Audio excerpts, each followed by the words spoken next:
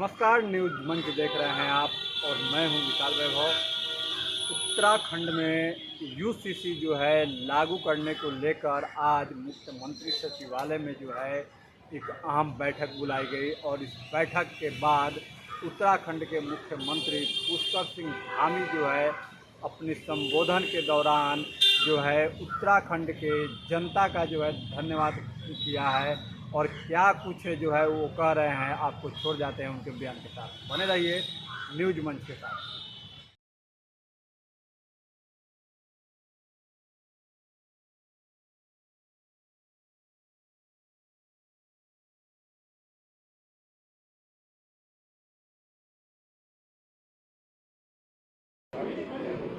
वहीं जहां है वहीं से कर लीजिए ना, आवाज पूरा है।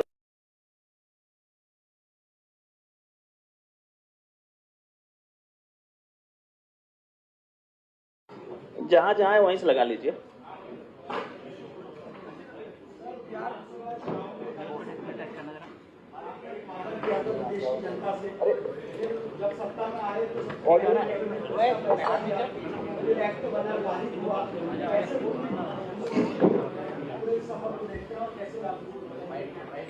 सबसे पहले तो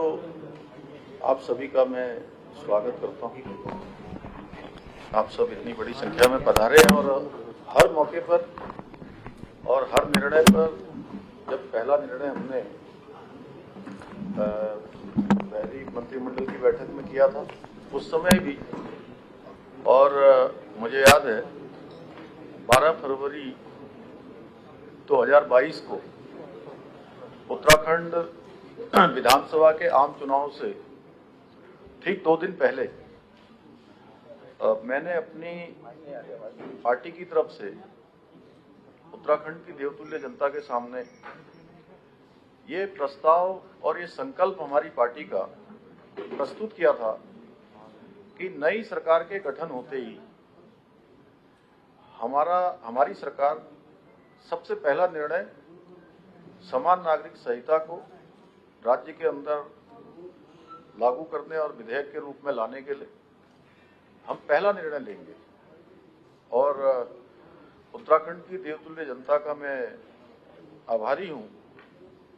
अगर मुझसे बार बार अनेक स्थानों पर मैं जाता हूं तो वहां मुझे सबसे पहले लोग पूछते हैं कि आप इसका श्रेय किसको देते हैं, तो मैं कहता हूं कि ये श्रेय देवभूमि उत्तराखंड की देवतुल्य जनता को है, क्योंकि उन्होंने हमको सरकार में आने का मौका दिया और हमारे संकल्प को पूरा करने के लिए उन्होंने अपना बहुमत दिया, अपना आशीर्वाद दिया। और एक मिथक भी उत्तराखंड राज्य के अंदर जो बना हुआ था, उस मिथक को भी तोड़ने का काम देवभूमि उत्तराखंड की जनता ने किया कि हर बार के चुनाव में यहाँ सरकार परिवर्तित हो जाती थी। पहली बार 22 सालों में राज्य स्थापना के बाद पहला आम चुनाव ऐसा था जिस चुनाव में लगातार पहले जो सरकार थी उसी सरकार को दोबारा काम करने का अवसर प्रदान किया और एक इतिहास देवभूमि उत्तराखंड की जनता ने बना दिया। एक जो परिपाटी थी वो परिपाटी को बदल दिया और हमने भी जो संकल्प लिया था, देवभूमि ने जिस काम के लिए हमको मौका दिया था, हमने वो काम सबसे पहले ही कैबिनेट में यही निर्णय लिया कि हम इसको लागू करने के लिए एक विशेषज्ञ समिति की कमेटी बनाएंगे और सेवानिवृत्त न्यायाधीश रंजना प्रकाश देसाई जी की अध्यक्षता में हमने कमेटी बनाई थी। उस कमेटी ने हमको अपनी रिपोर्ट सौंपी और रिपोर्ट सौंपने के बाद 6 फरवरी को विधानसभा में ये प्रस्ताव प्रस्तुत किया गया। उस पर चर्चा हुई, पक्ष विपक्ष सभी लोगों ने उस पर भाग लिया और 7 फरवरी 2024 को यह विधेयक विधानसभा से पारित हो गया। और उसके बाद माननीय राष्ट्रपति महोदय को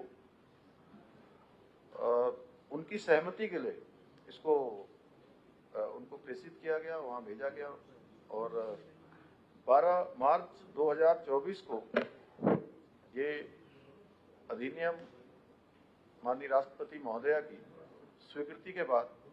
पारित हो गया और इसके बाद जब पारित होने के बाद हमारे सामने जो एक बड़ा काम था कि ये कैसे लागू होगा, इसकी नियमावली एवं इसके क्रियान्वयन के लिए, इसको बनाने के लिए श्री शत्रुघ्न सिंह जी, जो आप सभी लोग उनको जानते हैं, हमारे राज्य के मुख्य सचिव रहे हैं, वरिष्ठ IAS अधिकारी रहे हैं, तो उनके अध्यक्षता में एक कमेटी का गठन किया गया। उस कमेटी के साथ अन्य लोग भी सम्मिलित हुए और सरकार के विभिन्न विभागों के लोगों ने, और मनु गौड़ जी, सुरेखा डंगवाल जी, जो हमारे पहले की जो ड्राफ्ट बनाने वाली कमेटी थी, उनके मेंबरों ने भी इसमें अपनी सेवाएं दी। इसके साथ साथ हमारे अधिकारीगणों ने भी, हमारे कर्मचारियों ने, अनेक विद्यार्थियों ने भी, जिनको आप देख रहे होंगे, क्योंकि यहाँ पर कुछ लोग आए थे और कुछ लोग नहीं आ पाए, तो इसको बनाने में रात दिन का प्रयास किया। अथक प्रयास करने के बाद आज ये 18 अक्टूबर को ये नियमावली आप सबके सामने ही हम लोगों को मिल गई है, मुझे दे दी है उन्होंने, सरकार को मिल गई है। और इस नियमावली में मुख्य रूप से 4 भाग हैं, जिसमें विवाह है एवं विवाह विच्छेद, लिव इन रिलेशनशिप, जन्म एवं मृत्यु पंजीकरण और उत्तराधिकार संबंधी नियमों के पंजीकरण संबंधी जो प्रक्रियाएं हैं उल्लेखित हैं इसमें।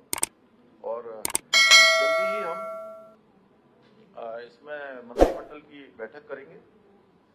और मंत्रिमंडल की बैठक में ये तय करेंगे कि हमारी क्या तिथि होगी और इस एक्ट को प्रभावी रूप से लागू करने के लिए हमें हमारे जो अधिकारीगण हैं, कर्मचारीगण हैं, उनको ट्रेनिंग की भी आवश्यकता होगी, प्रशिक्षण की भी आवश्यकता होगी, क्योंकि एक बड़ा काम है और सीधे सीधे हजारों लोग इस काम को क्रियान्वित करने में आगे काम करेंगे और वो हम जल्दी निर्णय लेंगे। और ये सब हम जो जन सामान्य है उनको तमाम कामों के लिए, जो आज अनेक दफ्तरों में जाना पड़ता है, उनको दफ्तरों में नहीं जाना पड़ेगा, उनको आसानी से घर बैठे ऐप के माध्यम से सारी सुविधाएं उनको प्राप्त होंगी, ऑनलाइन माध्यम से प्राप्त होंगी। और इसके लिए एक मोबाइल ऐप भी तैयार किया गया है, उसको भी जल्दी में चलन में लाएंगे। कुल मिलाकर यह है कि ये जैसा विधेयक जिस दिन पारित हुआ था उस दिन भी मैंने कहा था, आज फिर कह रहा हूँ कि सबको समानता मिले, सबको एक समान न्याय मिले और विशेषकर हमारी जो महिलाएं हैं उनके सशक्तिकरण की और सुरक्षा के लिए दोनों को विशेष रूप से ध्यान में रख के ये विधेयक बना है और जल्दी ही ये विधेयक कार्य रूप में, क्रियान्वयन में आने वाला है। तो आप सबका, क्योंकि लगातार आप सब लोग पहले दिन से इसके साक्षी रहे हैं और अब कुछ ही समय बचा है जब हम इसको धरातल पर उतारेंगे और देवभूमि उत्तराखंड को देश की आजादी के बाद ये पहला देश का हमारा राज्य बन जाएगा जिसको ये गौरव प्राप्त होगा कि यहाँ पर समान नागरिक संहिता का विधेयक लागू हो गया है।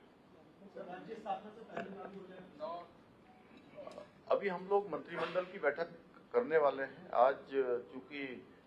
इसमें जो भी प्रावधान किए गए हैं इस एक्ट में उसको लागू करने के लिए, जैसा कि पहले ही बताया कि हम न्याय का, विधि का, इनका सबका परीक्षण करेंगे, मंत्रिमंडल में चर्चा करेंगे और उसके बाद जल्दी ही हम जो है इसकी तिथि का भी ऐलान कर देंगे।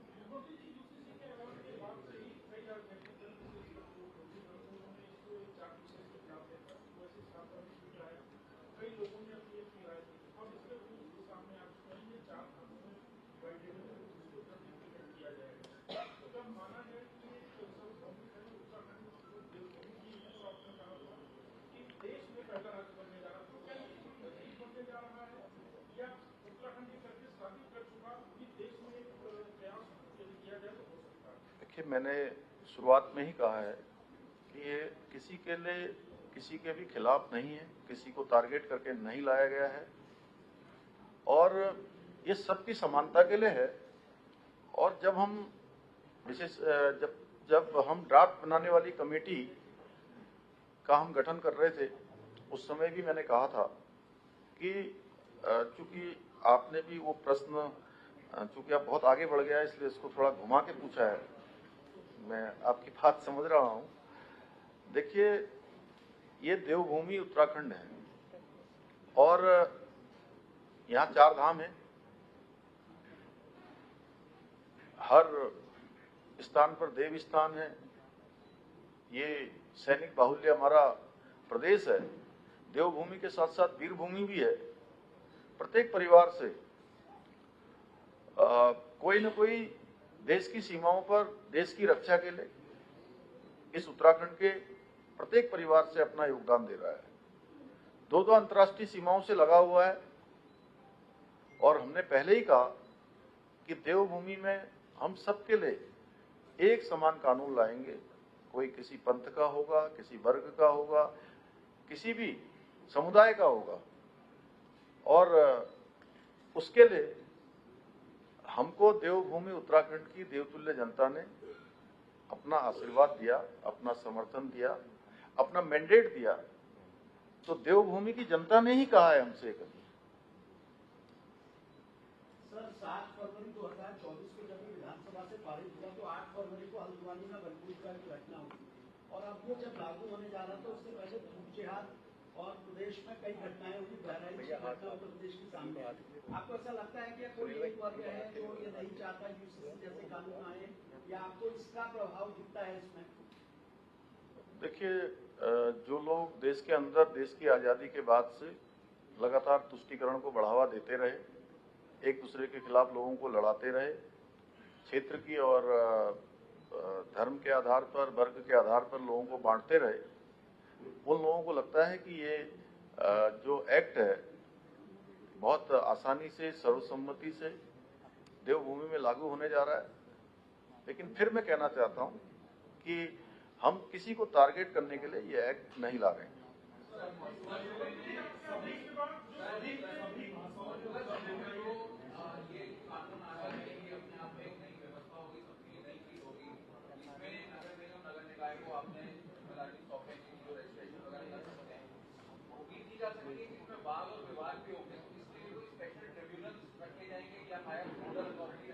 वो सब प्रावधान, सारे प्रावधान किए जाएंगे और इसमें सारी चीजों का पूरी तरह से ध्यान रखा गया है, छोटी से छोटी। और आप लोगों के पास भी कोई ऐसा सुझाव है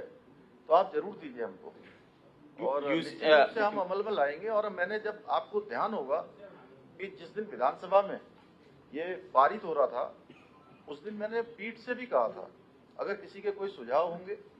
और कहीं सुधार की आवश्यकता होगी तो हमेशा सुधार की गुंजाइश होती है। हम उसमें कतई भी संकोच करने वाले नहीं हैं, क्योंकि हम भी सीखने की प्रक्रिया में हैं। आप सबके साथ मिलकर जो है हम लोग राज्य के अच्छे के लिए कानून ला रहे हैं, यहाँ की मातृशक्ति के लिए, हर वर्ग के लिए ला रहे हैं। तो निश्चित रूप से सबका इसमें सहयोगी होना, सहभागी होना, ये कोई खराब नहीं, सबके लिए अच्छा होगा। मुख्यमंत्री जी, आप